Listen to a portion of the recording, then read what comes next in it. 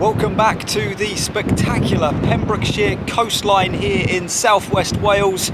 If you saw my previous video, you'll know that I visited the small town of Pembroke, had a walk around the wild and wondrous Stackpole estate and found a little chapel hidden in the rocks overlooking the sea.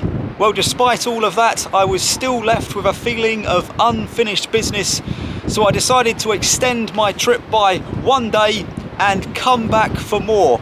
Now, I was originally going to start this video at some sea stacks not too far away from where I was staying, but the Castlemartin Military Training Centre is very close by. It's a huge area and it is all closed off today because of live military exercises that are going on. The red flags are out warning the public that they're not to come anywhere near the training facility, and so I had to change my plans on the fly. The red flags were flying, didn't want any of that, so I have come to this beautiful beach behind me. It's called Freshwater West, and it is a paradise for kite flyers, surfers, and anybody really that just likes a golden sand beach that they can walk along and enjoy the great outdoors. So we are close to a peninsula. I don't really have a plan, but it's about 10 miles up to the westernmost point, so I think that's what I'm going to aim for.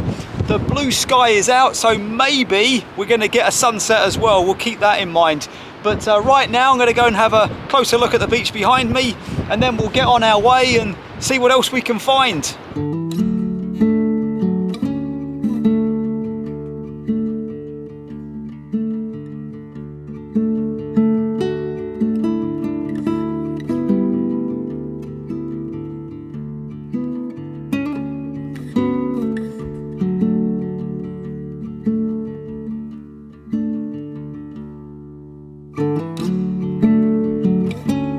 I read on the MOD website that they are training with tanks and machine guns, and when they do that, they close the coastal path and all the roads and attractions in that area. It is crazy windy, but it's sunny and it's dry, and I haven't always had that in Wales, so it's good to get such a beautiful day being on this beach as well. It is just something else. Sand is this lovely golden colour, and you can see the distant waves crashing against it, and it's quite remarkable to have such a massive beach with hardly anybody on it apart from a few dog walkers.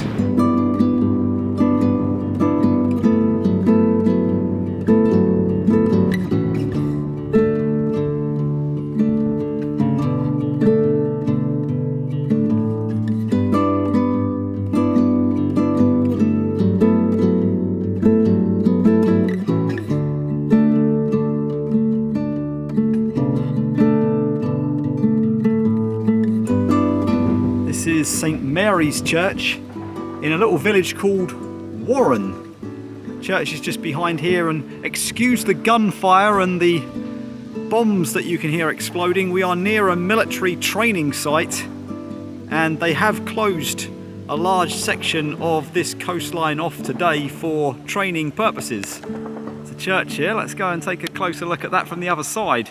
Well, we have a really old looking graveyard behind the church itself, and you can see in the sun, wow, it looks great. The church is built using stone, it looks like, and it has a very modern looking door.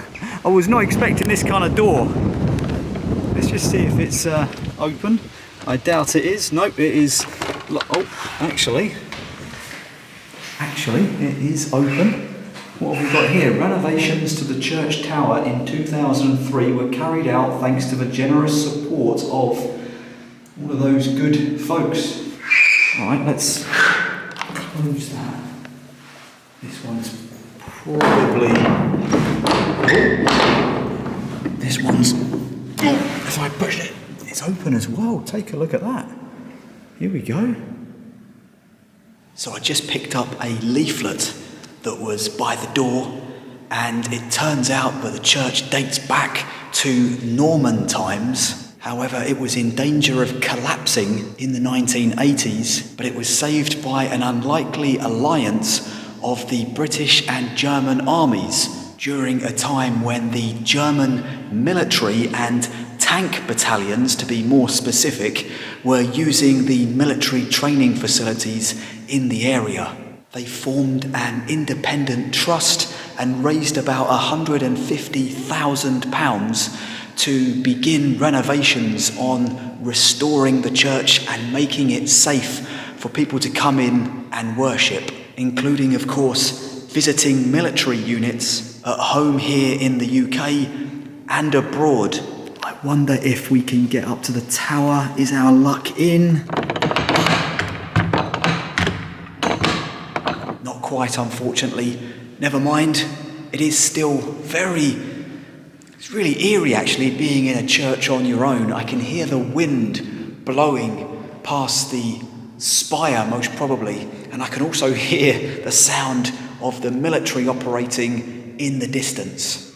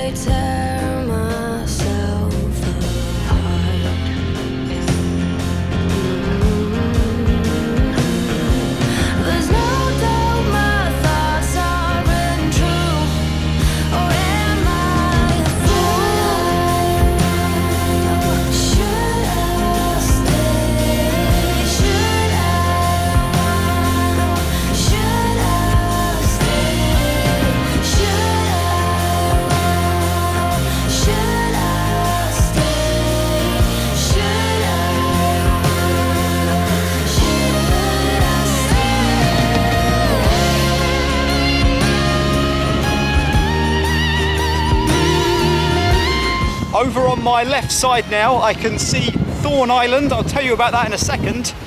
But before I do, there is another military installation just here on the hillside on my left side. And I think we'll go down, we'll have a look at it, and I'll tell you about why it's there. This is called the East Blockhouse, and it dates back to the 1500s. There's not much of it left. Let's take a look inside. Brick built, there we go. And there is some kind of viewing area here, a lookout as it would have been back in the day. There we go. From here it looks like a cementy, stony block with bricks thrown in, built quite cheaply I would imagine, but a perfect place to keep an eye on that waterway behind me. That is the Milford Haven Estuary, and it is a very, very important shipping route. And it is the reason why there are so many fortifications in this area, because it was very heavily guarded. For centuries, boats have brought in goods and supplies, and for centuries, boats have taken out goods and supplies. To this day, large oil tankers still come in regularly to deliver oil to the gas and oil refineries that can be found along the coastline. It is one of the deepest harbours, natural harbours that is, in the world. As we head out of here now and walk on towards Angle Beach, which I think is a bit further up.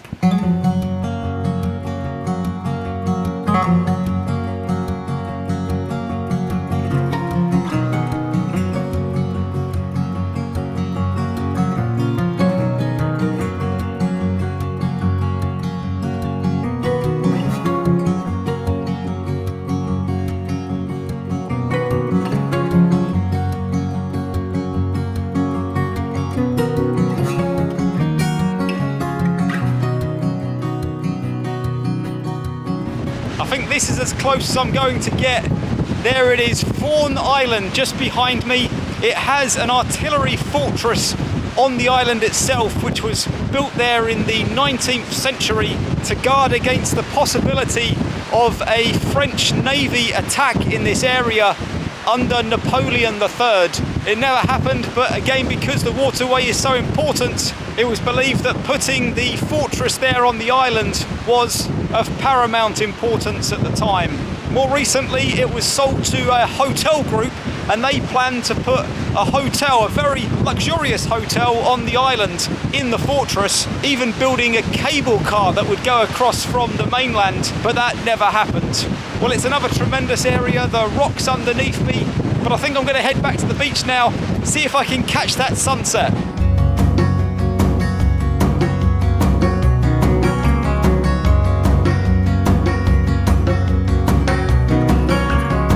I have just about made it. This is my favourite time of the day, golden hour.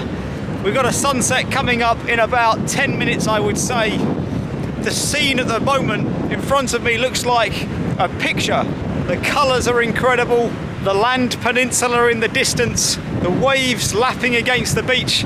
It is just a magnificent place to be. And by the way, I am walking on Angle Beach, which is close to the medieval village of Angle, which is on the Angle Peninsula here in Wales. And I've got a feeling that before the sun slips below the horizon, it's going to slip behind the clouds. But you know what? You can't have it all. It is just a glorious, magnificent place to end the video and end my Welsh series. Hopefully you've enjoyed it. I have really loved spending a bit of time out here in the Welsh mountains, the Welsh countryside, and of course here at the end, the Pembrokeshire coastline. Thank you for joining me. I would be very, very happy if you considered subscribing, liking, commenting, sharing, anything like that really helps the channel. But I look forward to seeing you in the next adventure. Good night from Wales.